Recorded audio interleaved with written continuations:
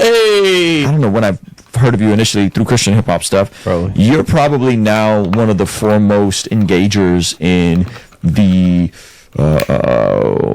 Hebrew Israelite world. Why are you such a glutton for punishment with those guys, man? Those dudes are really aggressive.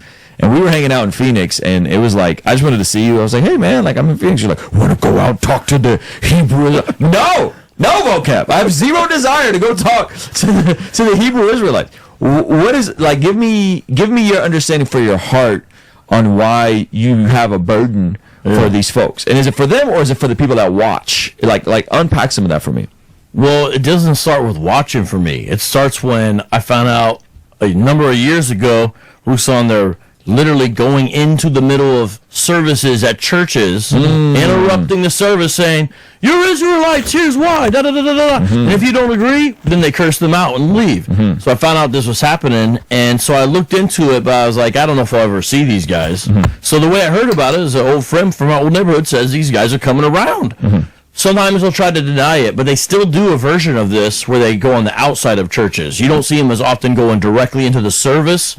But that tactic really bothered me. I care about the church. I care about God's people. I'm not trying to sound all sanctimonious, but that kind of intrusion, because I'm all for dialogue. You're talking about full-on disruption of services. Going into and specifically in Columbus, where I'm from. Okay. And they had done that in a number of other places. And so That's kind of wild. I'll be honest with you. I didn't know they did that. Yeah, That's wild. you know, you make those deals with God. Lord, I'll do this till someone else comes along or the problem goes away. It's kind of like that type of that. This is you know what I mean? This is the prayer discussion. You know what I mean? Yeah, that's good. Well, the problem got a lot worse. Praise God, more people came along, but the problem has grown exponentially. In fact, according to the numbers that I've seen, this is the fastest growing homegrown religion in America. Because Islam is growing primarily by getting here from other countries. The Bless God Black Friday sale is here. We have 25. Well, that's scripture vocab. But anyway, I want to say shalom. First thing and foremost, I want to give all praises and glory and honor that's due to Yahweh, Ba'ashem Yahweh Shai, Ba'ashem Rakakwadash. Double honors to the apostles and elders of the great millstone. Peace and blessings and salutations to the hopeful elect. Noah's in the gospel from Rob, lifting up the standard of Yahweh, Ba'ashem Yahweh Shai, wherever it may be. This is a quick lesson through the Spirit. Lord's will. Be edifying. This is from the Salaki. I'm actually eating something, but this is from the brother. The brother name's Karata Zabah. I believe the elder out of the Baltimore, Maryland camp, if I'm not mistaken. And basically, it says vocab says the Israelite awakening is a big problem, and it's a problem to them because they're afraid. Okay, because they understand, and you know what? It was a quote by Sir Isaac Newton that I came across, and basically it was stated that towards the end of time, and I actually have the quote, but I don't want to take away from the video. But basically it says, matter of fact, we can just pull it up on Google and see if we can find it, and this is one reason why they're running afraid. All right, let's see here, sir. Newton quote on end time and prophecy. See what he says, hopefully. Yup, bingo. It says Sir Isaac Newton had a few quotes about the end times and prophets, including it says about the end time, a body of men will be raised up who will turn their attention to the prophecies. So, hey, was he on to something? Was Sir Isaac Newton, did the Lord give him a revelation of us popping up? Because the scriptures say that the Lord have raised up prophets in Babylon. And also the scriptures say that we will be as a spectacle is to them that behold us, roughly paraphrasing it. So we are a spectacle into the world. And this is why when, we're out teaching and preaching, people see us on the highways and hedges, sometimes they honk their horn, whether it's in disarray or discontent, or sometimes, they are in favor of what we're saying, our message. But overall, he was on point. It says, a body of men will be raised up who will turn their attention to prophecies and insist upon their literal interpretation in the midst of much clamor and opposition. Does it sound like the Israelites? Because it's quite known the fact that the Lord is going to raise up prophets in the end time. But it's kind of when I notice, because the average person doesn't study the scriptures and they don't understand historical events.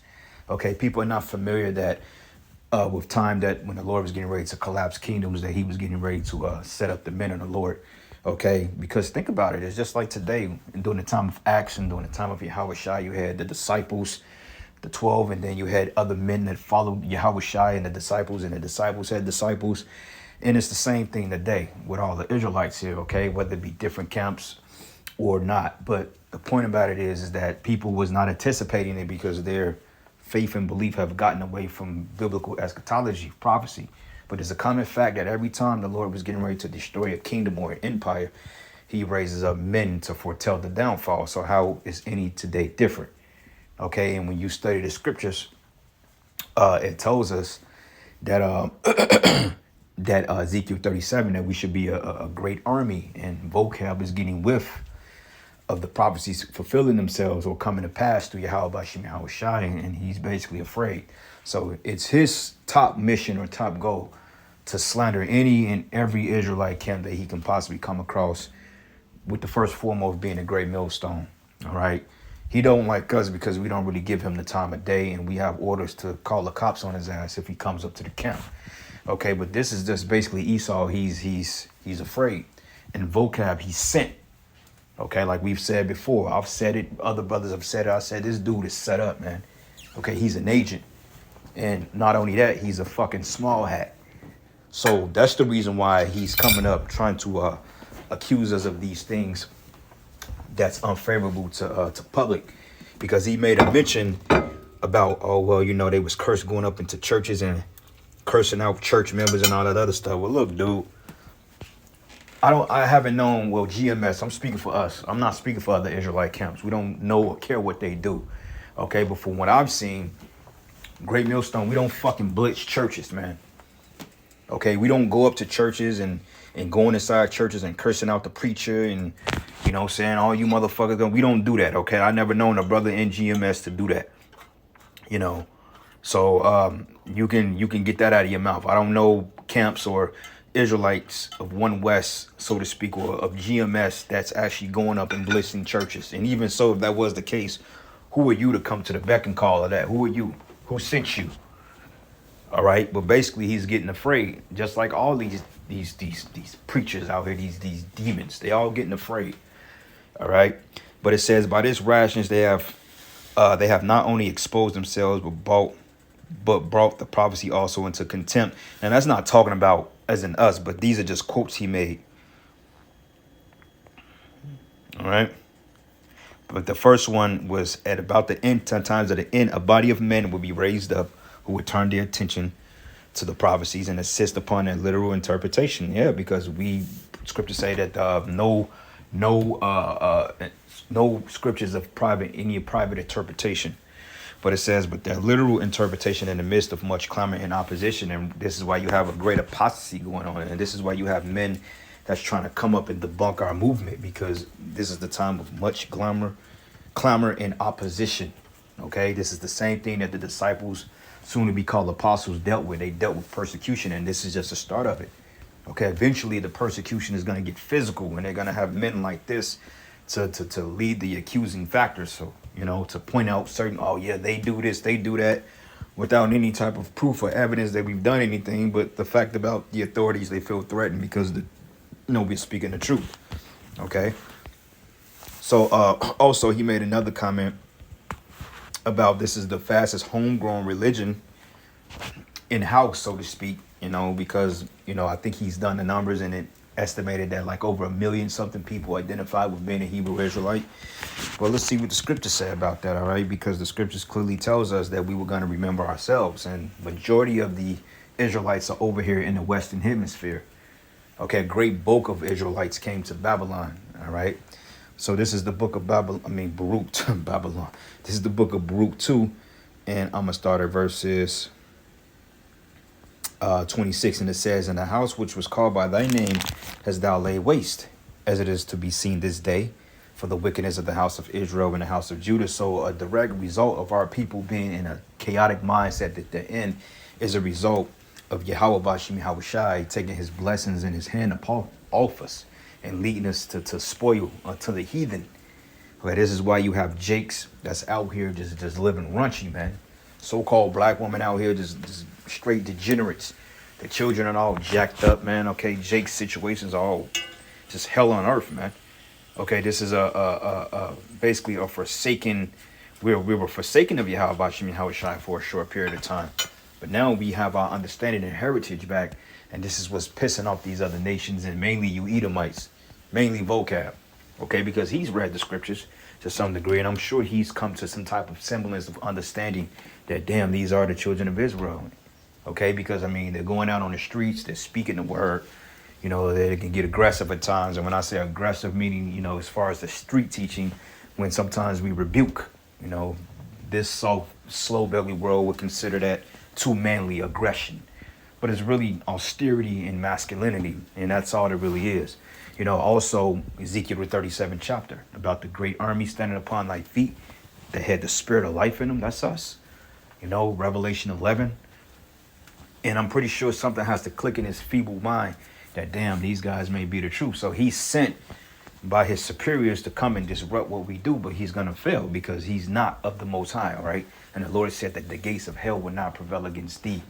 So he can forget about it. All his futile attempts to try to debunk us and get us roped up is just going to fall upon his own head. He's just going to fall on his own sword to the point that the Most High is going to destroy him openly, all right? And don't be surprised, man, when you start seeing a lot of people get jacked up next year. A lot of these scoffers and scorners, a lot of them are getting ready to just be straight up destroyed, all right? But it says, "Our Lord, O Lord, our power, thou hast dealt with us after all thy goodness and according to all the great mercy of thine, as thou spakest by the servant Moses in the day when thou didst command him to write the law before the children of Israel, saying, if you will not hear my voice, surely this very great multitude should be turned into a small number among the nations, whither I would scatter them." And this has happened when we would scatter them on the Babylonians, okay, the Persians, the Medes, the Greeks, and mainly the Romans. And now we're scattered into all the nations of the planet Earth.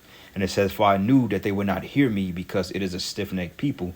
But in the land of their captivities, they shall remember themselves." Okay, and this is why he said that this is the fastest homegrown religion, because Jake can identify with it, because there's a spirit that's being put in the earth of remembrance. Okay, like it tells us, I believe in Peter's, that the Most High will stir up our pure minds by the way of what? Remembrance.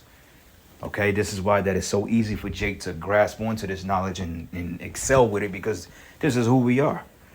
Okay, see, you want to keep us back in that African American spirit, that so-called black Christian spirit.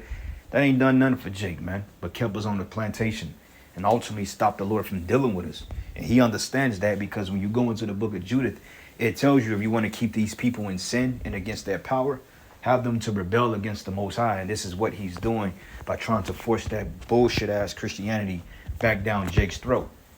You see, Jake is done with that. Jake is not dealing with that no more. That shit is old news. And anybody that's still in them damn churches is because the Spirit of the Lord is not dealing with them at all. All right. And it says, "And they should know that I am the Lord, their power." Wait a minute. That's a personal pronoun, there. This is talking about the Israelites. We just read up here in verses 26, Israel and Judah. What time have Israel ever been in captivity and they didn't know who they were outside of this last captivity that we're in? Huh? That's a question that you still haven't answered. And it says here, "And they shall praise me in the land of their captivity, and think upon my name, and return from their stiff neck and from their wicked deeds, for they should remember the ways of their fathers, which sin before Yahweh Bashim Yahushai." And this is why you have a mass awakening. This is why you have us out there teaching the word. Okay, our people are coming into remembrance as to who we were and who we are. And that's why these devils are shook, man. They can't deal with it.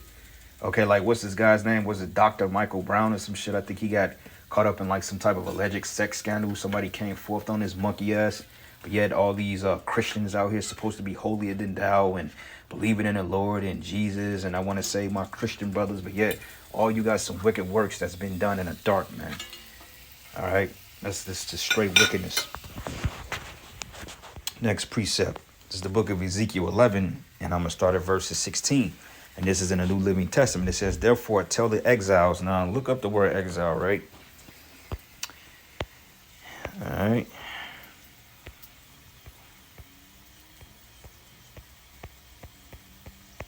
Here we go.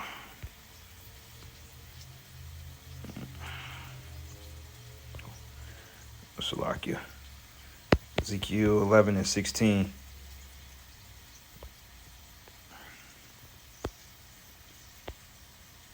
Let me find here.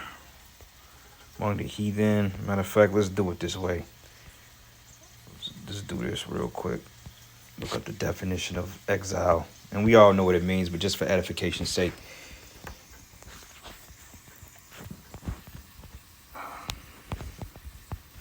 Exile definition. Okay, it says the state of being barred from one's native country, typically or politically punitive reasons. Okay, in this case, we got kicked out because we disobeyed the Most High.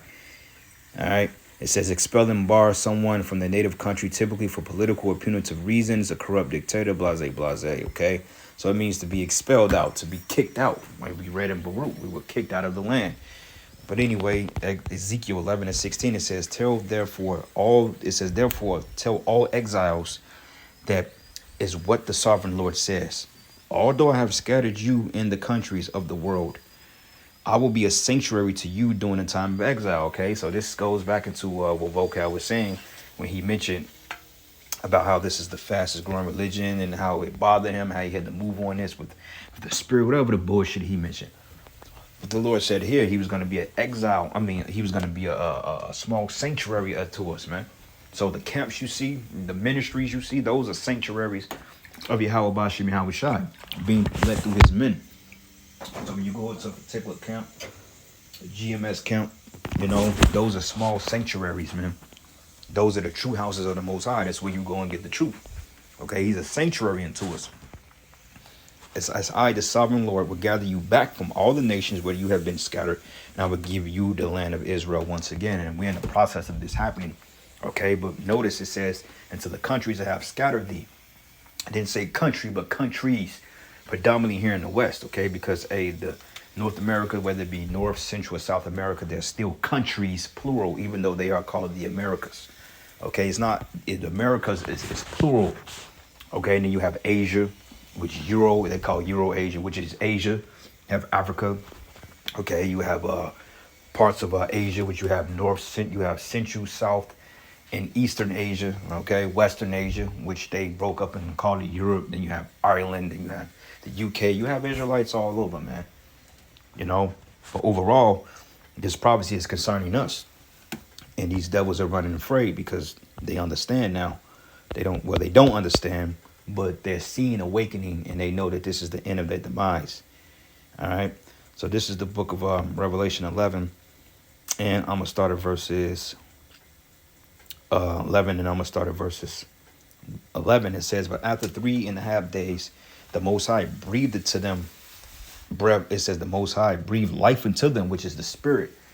Okay, and that 3.5 days goes into that 350-year period. And it says, and they stood up and terror struck all who were staring at them. Okay, this is the time we in now. And this is why the scriptures say, once again, we are as a spectacle unto them that sees us, because they're like, what the fuck? You know, and it's one thing enough if you have a group of guys that pop up in one city, and then they pop up in another city, then they pop up in another city, then they pop up down south, then they pop up on the East Coast, then the West Coast, then the Mid-East, then they pop up in different countries. It's like, okay, something is really going on here. Okay, and I remember it was a show that came out maybe back in 2018, 2019, about a story regarding who they call Christ. You know, what it was about Peter and John, and I believe John was a so-called Negro in that movie.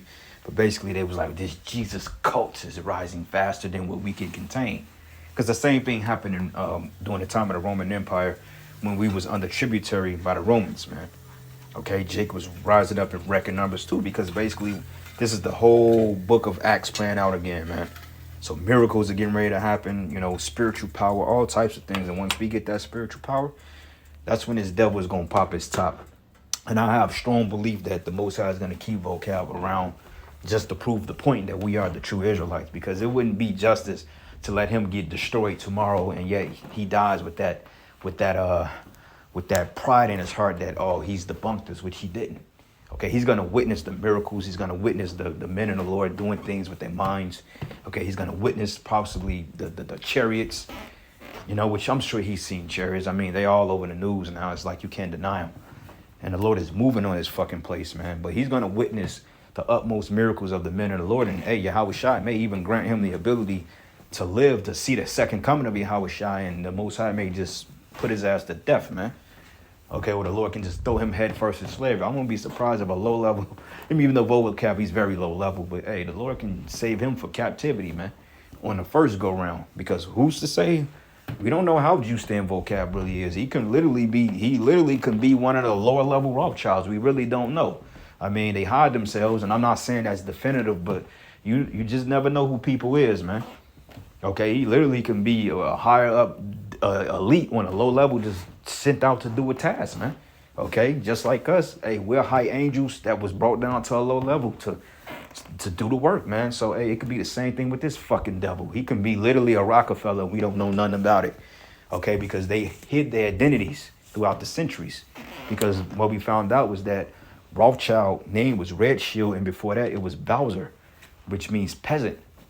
And find out that the Rockefellers is nothing more but the equivalent to the Rothschilds. They're just the American dynasty of the Rothschilds. Okay, because Rockefeller goes back to Red Shield, which goes back into Rothschild, which means the same thing. Red man is devil. So hey, vocab can have some serious. He may be juiced in, man. You know, even though he's low level, but still, just never know, right? But it says, then a loud voice came from heaven and called to the two prophets and says, come up here. And they rose to heaven in a cloud as their enemies watched. And that same time, there was a terrible earthquake that destroyed a tenth of the city, and 7,000 people died in that earthquake, and everyone else was terrified and gave glory to the Most High of heaven. And this is talking about the deliverance. Once we're delivered out of Babylon the Great, okay, the 10th part of the city is Babylon. It says 7,000 people, which just means a complete number of people. Okay, because literally you have hundreds of millions of people here in America. Like they say, you have 350 million people. That's possibly documented, but hey, we can easily have a 500 million here. Because remember, homeless people, some people go off the grid, some people are not documented. Then you have the mass immigration of illegal aliens in here. So we easily got over 450 million people, easily. Okay, and that's probably more than, that's a low number. You see, so yeah, this devil, man, he's afraid. He's running afraid. All right, one last precept and I end it. This is the book of 2nd Esdras 6, and I'm gonna start at verses. Let's start at verses 18, and it says, "And it said, Behold, the days come that I will begin to draw nigh and visit them that dwell upon the earth, and how through various judgments, through sightings, all right, through particular fearful consolations, chariot sightings, man, and clement weather, and will begin to make inquisition of them." It says, "What they be that have hurt unjustly with their unrighteousness, and when the affliction of Zion should be fulfilled, and when the world that should begin to be vanished away should be finished, then I will show these tokens, and then the book should be opened before the firmament, and they shall see all together." Okay, and hey, everybody sees these videos. Okay, everybody watches these videos. People are watching, brothers, man. Okay, don't think that people ain't watching. People are watching. Hey, the elites are getting afraid. This is why they send the likes to vocab, man, because hey, they need somebody to try to put a damper on prophecy, but it's impossible. Okay, Isaiah 55:10 proves that. But I'm going to end it giving all praises and glory and honor that's due to Yahweh Bashim Yahweh Shai. Lord, will you edify to the next lesson. Shalom.